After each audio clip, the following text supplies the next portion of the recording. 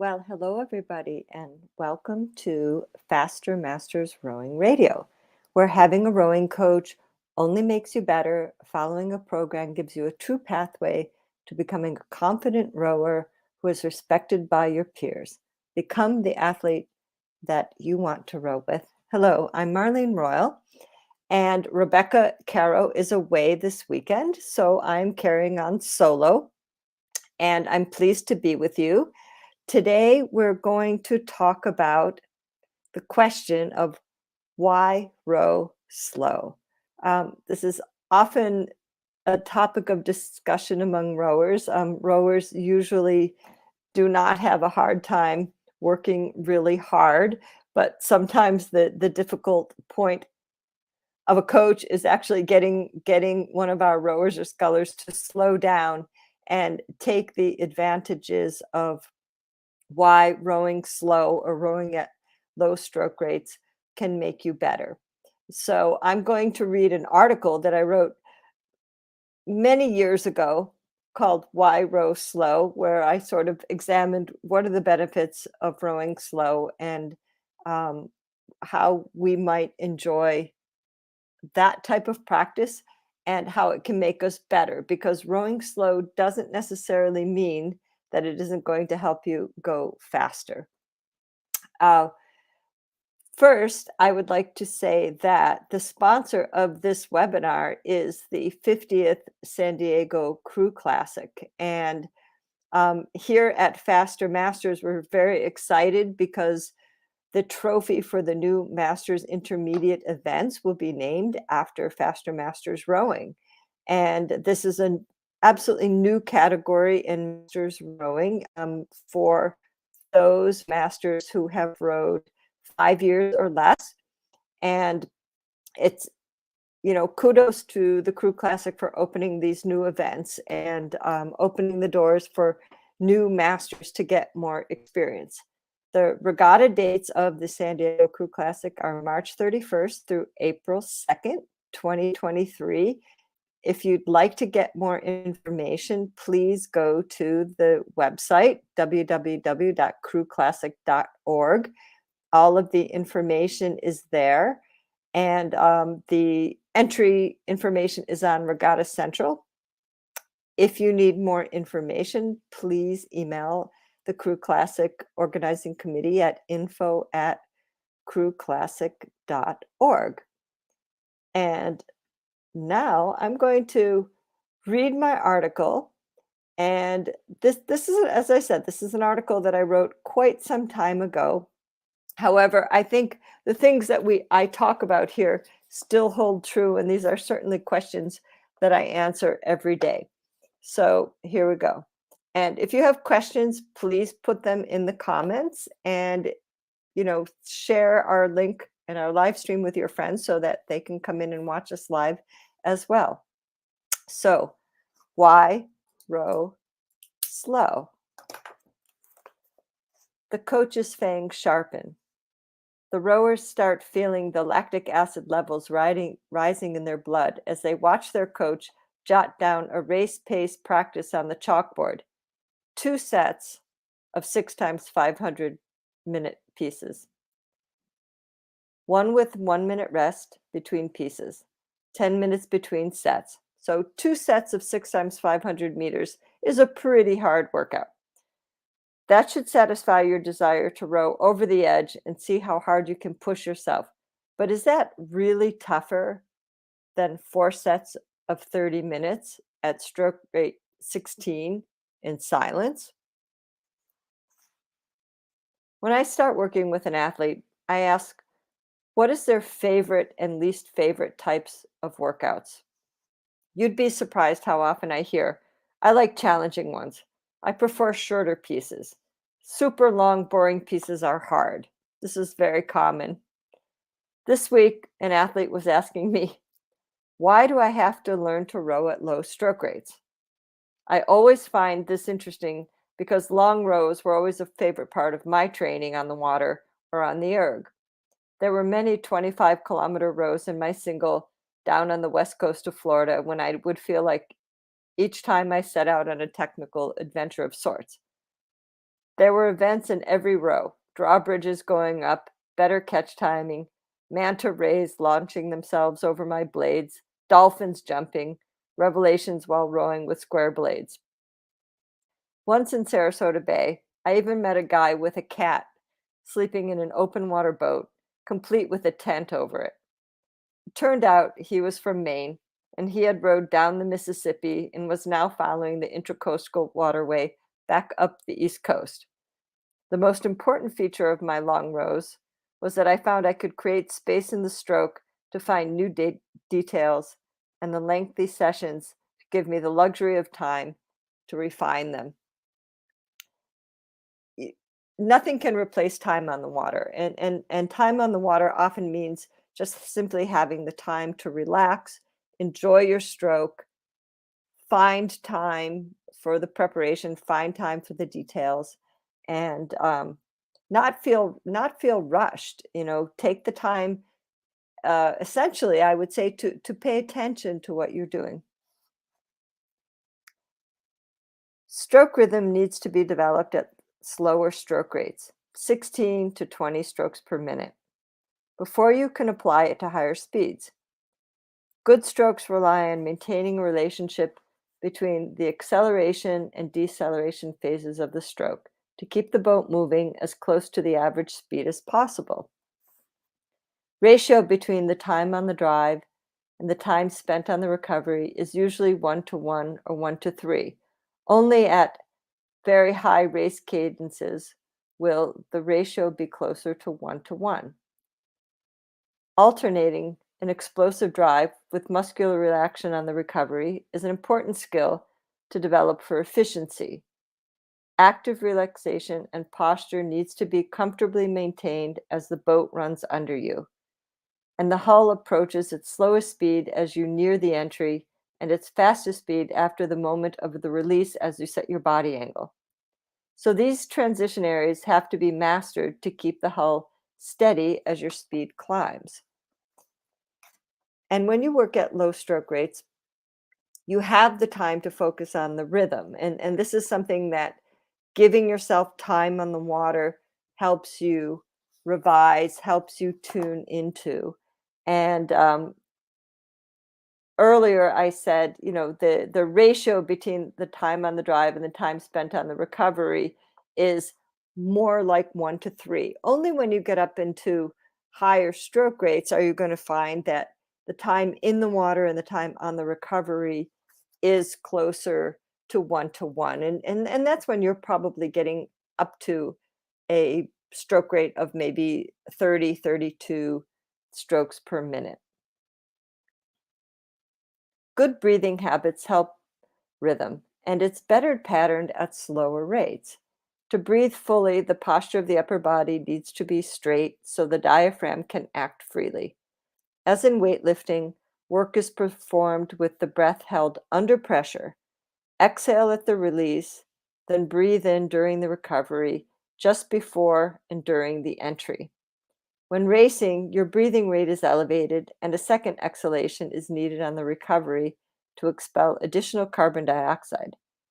As you build your paces, you will accustom yourself to comfortable breathing patterns.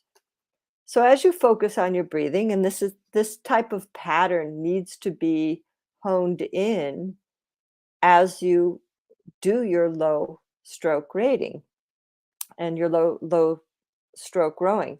So think of that you're breathing, you're releasing on you're breathing in on the relaxation phase, and you breathe in, you hold your breath a bit on the work phase, and then you exhale on the recovery phase. And this is very common in strength work as well as in the boat, and it's something that you can use strength work for to help that breathing pattern and help work on that in the boat. Controlled movements and good blade work positively affect the set of the boat. Rowing at low rates extends the recovery phase, demands attention to detail, and teaches you to stabilize the boat. Balance is the result of all of the elements of the stroke working together. It allows you to keep your blades off the water during the recovery and then to use the boat as a platform for leveraging your weight on the drive. Fluidity will maintain balance just as abrupt, rough motions will disturb it. The set of the boat becomes very important in competitive rowing, especially in bad water conditions, and your equilibrium is trained at lower ratings. When you work on your balance and your stability of the boat, we're working a lot of the time on keeping our blades off the water. So if you think about rowing slowly at lower stroke rates demands that you keep your blades off the water longer than you do when you're rowing at higher stroke rates. Because our ratio is different, meaning the time that our blades are out of the water versus the time that our blades are in the water is extended when you're rowing at low stroke rates, it's more demanding. So we also have a saying in rowing, if you can't do it slow, you can't do it at all. So our slow rowing our slow stroke ratings is definitely going to help you work on your balance and your equilibrium and keeping your blades off the water longer, which is going to help you at higher stroke rates. So making every individual stroke a drill, like we do when we row at low stroke rates, will teach you to feel the boat run. Body movement training to improve run through slow rating work will solidify small changes in your stroke cycle. Both drive and recovery phases should be paid attention to. During the drive, you want to sense that your body motions are coordinated and your legs pick up the speed of the hull after the entry. Avoid any abrupt actions that work against the boat. Gather, then hold pressure on the blade as the boat accelerates. Aim to feel the blade anchor and the body collected. Release the blade cleanly and quickly from the water pocket without a lot of stress. Maintaining hull velocity as the blade exits the water is one of our key mechanical objectives at low rates. A terrific leg drive is negated if your blade gets stuck in the water and puts the brakes on the boat. Come out of bow as smoothly as you can to preserve your speed. Now, this doesn't mean rush out of the bow. Feel the momentum that you have built up during the drive. Time the direction change of the handle and the upper body to carry your speed into the first half of the recovery. Follow through. Be conscious of carrying your acceleration all the way through to the perpendicular point of the recovery until the knees rise slightly. Keep your attention in the hull as the boat glides. Carefully complete the recovery by drawing the boat under you. Compose yourself for the entry so the timing is precise and does not interrupt the flow of the boat. In the second half of the recovery, be patient. Do not roll faster than the speed of the hull itself. Attempt to match the hull speed. This requires good attention span and connection to your boat through the oar locks. And the focus on the recovery is really key when you're rowing at low stroke rates, because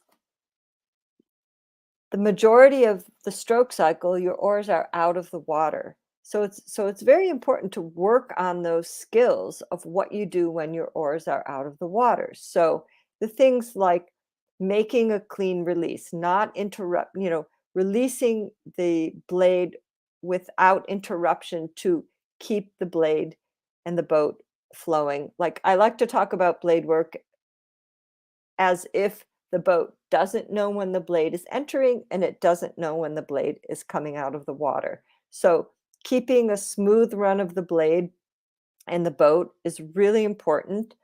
And, working on that subtlety on the recovery, not to interrupt the run of the boat. If you can match the speed of the boat, then the boat's going to run freely underneath you. So you're going to feel weight come onto the feet. You're going to feel the boat accelerate as you release because the boat continues to accelerate. So these are all really big benefits that take a lot of time and skill on the water to perfect. Long, low rows develop important psychological aspects of training in addition to the physiological aspects. Concentration and keeping your mind in the boat is a key skill of racing. These rows are part of your mental training for race day. Focus and being present every stroke requires practice. In team boats, there should be no talking during a session, as it serves to distract from the task at hand. In Jim Joy's article, Effortless Power or Powerless Effort, some of the key points that Joy mentions can be strived for through low stroke rate practices. Joy writes, the foundation is the subtle movement of the swing, trunk, legs, and arms. He continues, stay focused in the present on the what is, not the what should be. And he emphasizes mindfulness, being fully aware and attentive. Place importance on relaxation and movement with no unnecessary movements, timing, accuracy, and balance in the delivery of power. Joy's principles of effortless power include being calm, relaxing, centering, being whole, and being present. Take the time to row slowly. Taking the time to row slowly will help you to become more proficient and aware of your stroke. Going fast will follow shortly.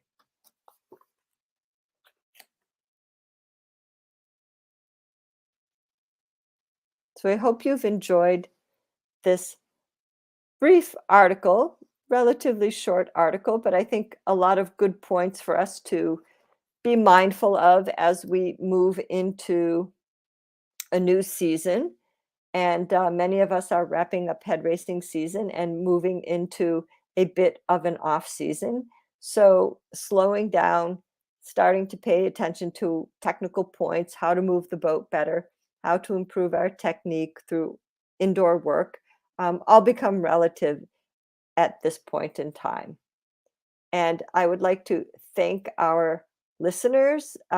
Rich Reaver is here from Casper, Wyoming, and Tony Tarlow writes to us, I recently again watched Steven Sealer's on the topic of long, low intensity endurance session. When is low too low? When is long too long? What is your take on this? Well, Tony, I would say honestly, I think it really varies because it depends on your level of conditioning. And in terms of low to low, I mean there still are physiological benefits when you're rowing at relatively low heart rates. So low heart rates may be 90 strokes a minute, 100 strokes a minute, 110 strokes a minute, because at those lower heart rates, when you are rowing for a longer period of time, you're also going to utilize fat more as an energy source versus carbohydrate. So it is a way of training your body to utilize fat as a fuel a bit better. Um, and I would say low is too low in terms of your skill. I mean, there are real benefits at rowing at 16 strokes a minute and really paying attention to your stroke rate, paying attention to your sequencing, paying attention to details, and rowing slow. For example, if you're rowing slowly on the indoor rowing machine or in the boat, also gives you the opportunity to really focus on what muscles you're engaging, what patterns you're creating. So I'm not sure low is too low. If you're doing technical training, lower stroke rates, say 16, definitely gives you the opportunity to focus on technical details. When is long too long? I would say long is too long if your technique starts to break down. And I think that that's always um, a good measure of a session, just like stroke rate, if you might be able to row 26 strokes a minute with very good efficient technique. But if your technique starts to break down between 26 and 28, then that's something you need to pay attention to. If a session is getting too long, a session can be determined by technical breakdown. So if you begin to lose good form and good quality rowing, then I would say, it's time to stop. And that would be perhaps a rule for many different types of training sessions. If your technique is breaking down, there's no sense to be taking poor quality strokes.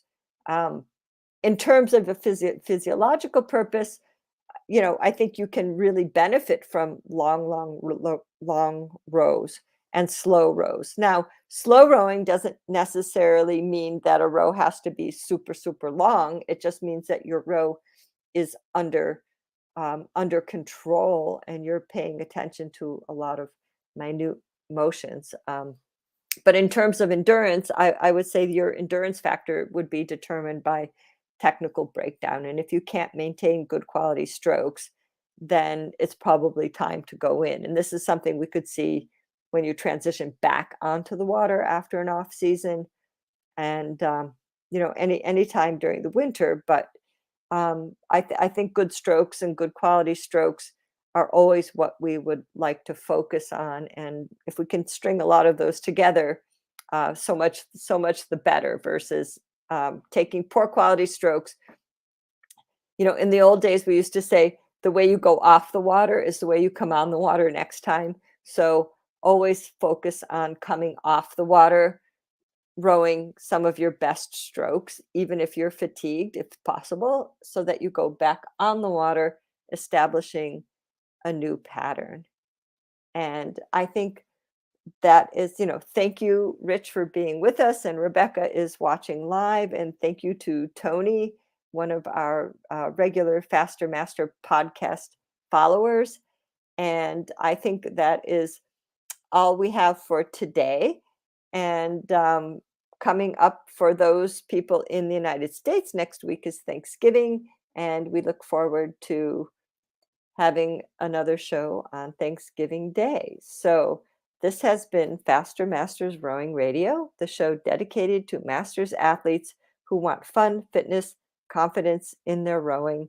Become a student of the sport by buying a Faster Masters Rowing program subscription today at www.fastermastersrowing.com/join.